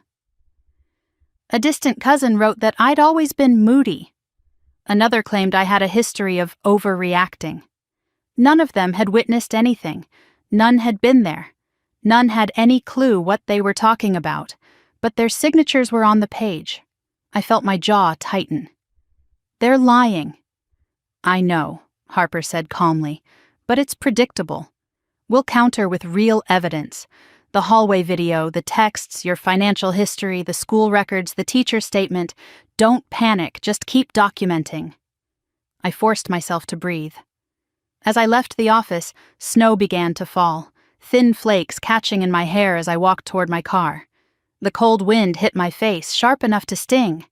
But it grounded me. It reminded me of something simple and solid. Truth is on our side. On the drive home, I replayed the lies in the petition over and over again until anger became something steady instead of overwhelming. When I picked Mason up from school that afternoon, he walked toward me slower than usual, dragging his backpack slightly. His shoulders looked weighed down, and I felt anxiety knot in my stomach. "Hey, buddy," I said softly. "Rough day?" He climbed into the car, buckled his seatbelt, and stared out the window. "Some kids asked why Grandma is mad at us." My chest tightened. "What did you tell them?" "That we're not in trouble," he said quietly. But they didn't believe me. I reached over and squeezed his hand. "You don't need to justify anything to anyone. You hear me?" He nodded, but his little fingers curled around mine with a tremble that told me the comment had cut deeper than he wanted me to see. When we got home, I made hot chocolate and let him sit under his starry ceiling while I reheated leftovers for dinner. Every so often I glanced into his room.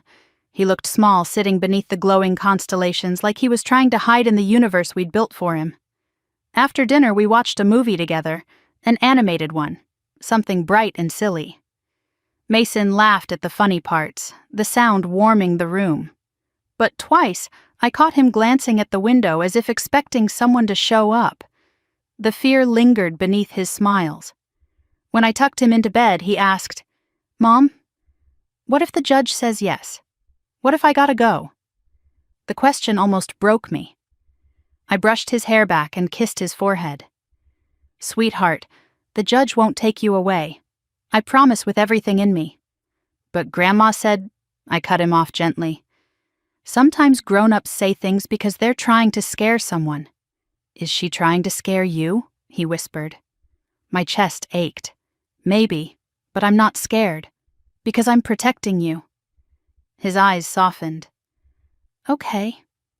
After he fell asleep, I went to the dining table again. My laptop sat open beside piles of papers, printed screenshots, highlighted messages, photos. I organized everything into folders labeled Christmas Eve Incident School Documentation, Online Defamation, Financial Manipulation, Parental Neglect Patterns Hours Past. The light outside shifted from dusk to deep night, the house growing quieter as snow continued to fall. But inside, the tension only grew. Just after 10, the doorbell rang. My heart lurched into my throat. I moved quietly toward the front door and checked the peephole. Brianna. Her coat was wrapped tightly around her, and she held herself like she was ready to stage a scene. I didn't open the door. "Taylor, open up!" she demanded. I stayed silent. "This is ridiculous," she snapped. "We're family." I said nothing. She leaned closer to the door. "Undo the will changes. That's all you have to do. Mom is sick with stress. You're killing her." I let the words float through the door and collapse onto the floor where they belonged. When I didn't respond, her tone shifted. Cold, sharp. "Fine. If you want a war, you'll get one. Mom is going to win in court. You can't isolate Mason forever." I pressed my lips together and didn't respond. Her footsteps moved away, then paused. "This is your last chance to fix this." Only when her car finally pulled away did I let out the breath I'd been holding. My phone vibrated seconds later. "Dad, police won't ignore a welfare check forever. Think about that." A chill ran through me. They were threatening to weaponize law enforcement next. It wasn't surprising. It was exactly their kind of escalation. But it still sent fear rippling down my spine. But fear didn't last, not anymore. I stood in the hallway, letting the cold anger settle into something focused and steady.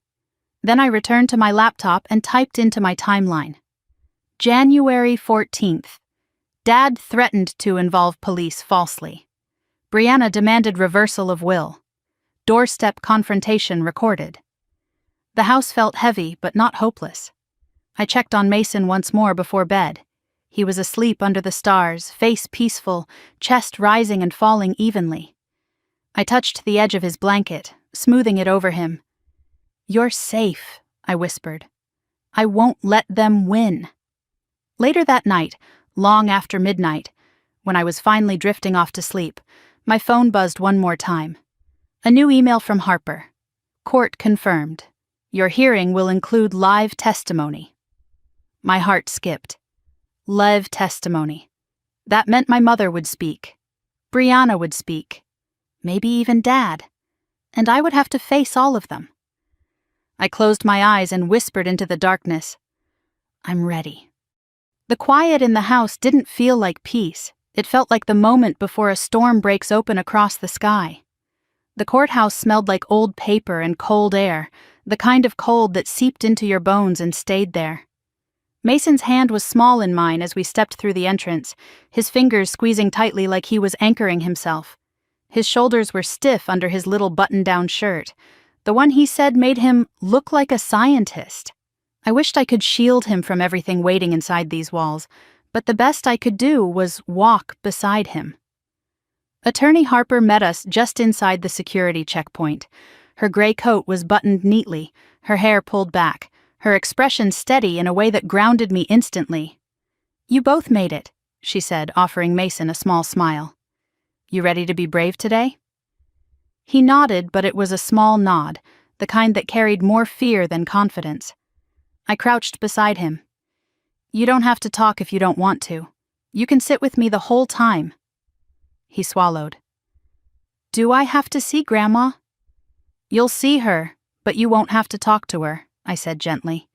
"You'll sit by me the whole time." He nodded again, this time firmer. The three of us walked down the long corridor toward courtroom 4B. Hardwood doors loomed ahead, like the entrance to something ancient and unforgiving. I pushed them open, and the air changed. Heavier, quieter, full of eyes. My mother sat on the right side with her attorney.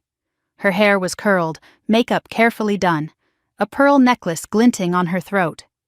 She looked like someone arriving for brunch, not someone who forced her grandson into a hallway. Brianna sat beside her, arms crossed, face stiff with practiced grief. And behind them, like a shadow, was my father, his expression unreadable.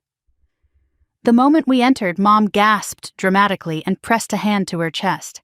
"Oh, Mason," she whispered loudly, loud enough for the whole courtroom to hear.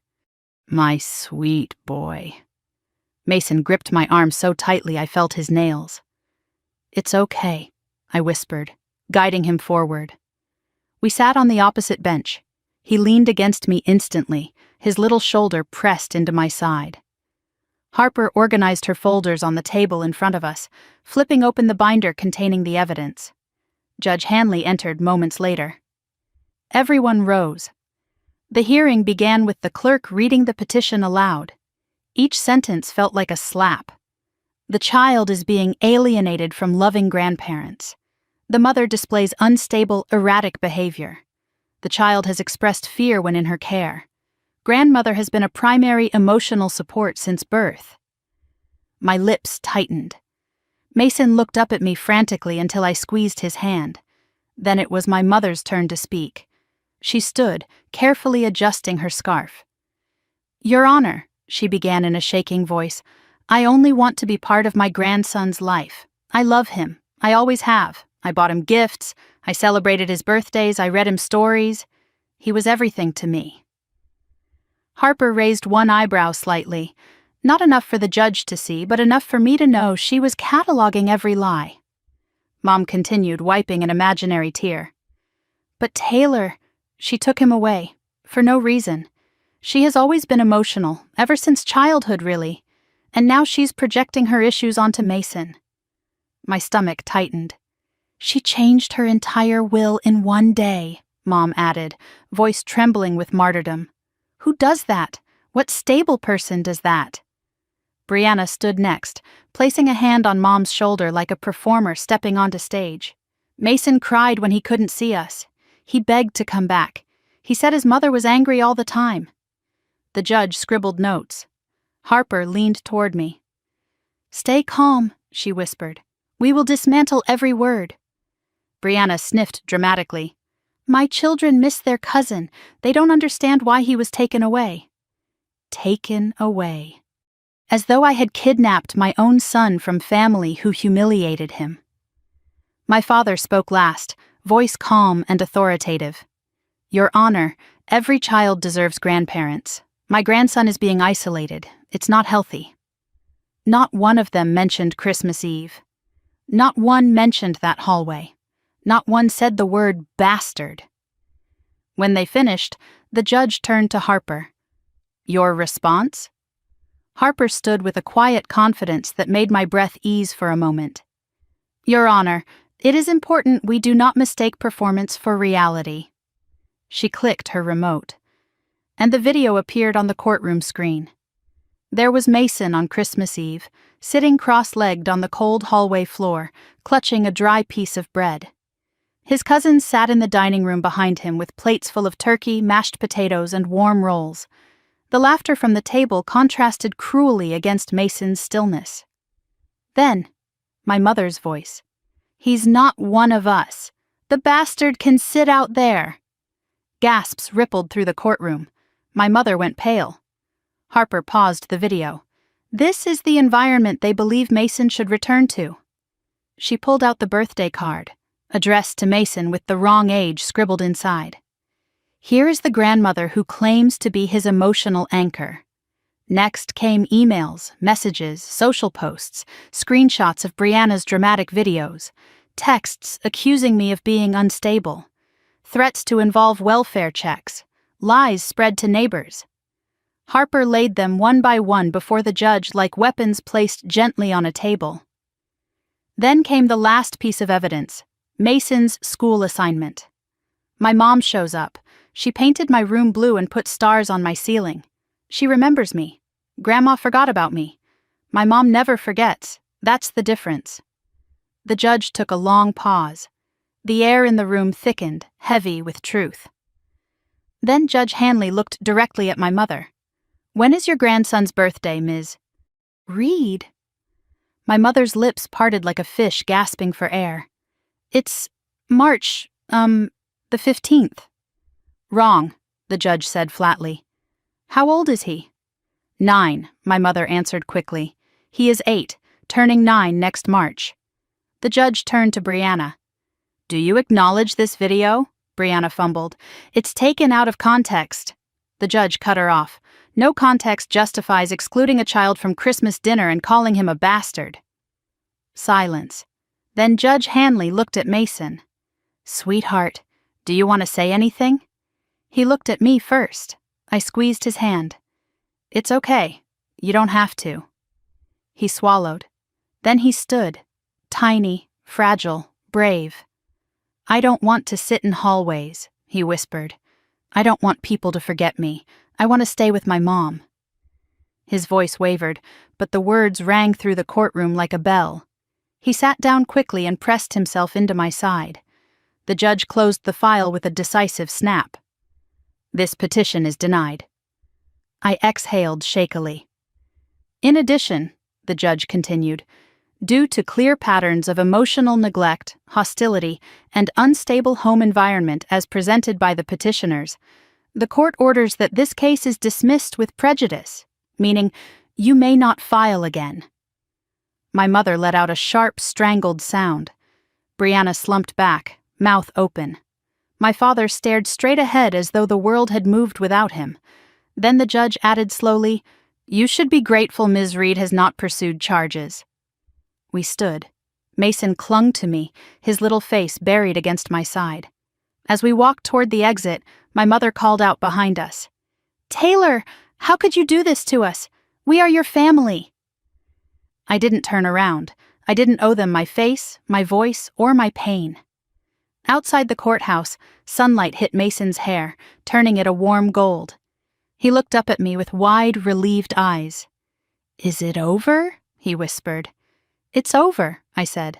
Forever? Forever, I promised. He let out a breath so long and deep it sounded like he'd been holding it for years. We walked hand in hand to the car, snowflakes melting on our sleeves. My chest felt lighter with every step. For the first time in months, maybe years, I felt the ground beneath me steady, solid. We won. But more than that, we were free. On the drive home, Mason stared out the window, the corners of his mouth curled in a small, peaceful smile. Mom, he said softly. Yes, sweetheart. Can we get pizza for dinner? I laughed, the sound surprising even me. The biggest one they have.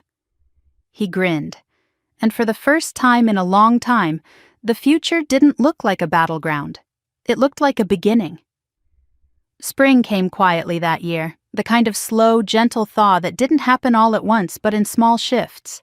The sun lingering a little longer on our front porch, the snow melting into soft puddles along the sidewalk, the air warming just enough that Mason asked if he could ride his bike after school. Months had passed since the hearing, and though life hadn't suddenly become perfect, it had become peaceful. A different kind of peaceful. The kind that settles deep in your spine when the threat is gone and the door behind you has finally clicked shut for good. The morning of the first day of spring break, I found Mason sitting at the kitchen table, sunlight streaking across his hair. He was sketching planets again, his favorite subject. His fingers smudged with charcoal as he shaded the rings around Saturn. "What are you drawing today?" I asked, pouring myself coffee. "A new one," he said with a little grin. "A galaxy with 2 stars." "2?" I asked, leaning over his shoulder. He nodded. "Because you're a star, too." The words were simple, but something inside me softened in a way I didn't know it still could. I kissed the top of his head and sat down across from him, just watching him for a moment. His shoulders were relaxed. His eyes were bright. His heartbeat no longer lived in fear's shadow. "Do you want to go to the art store later?" I asked. "Maybe get canvases, paints?" He looked up at me, eyes lighting like someone had turned a switch on inside him. "Really?" "Really." He grinned, wide and full and true, and I swear I felt the last piece of winter melt from inside me. We spent the morning painting in the living room.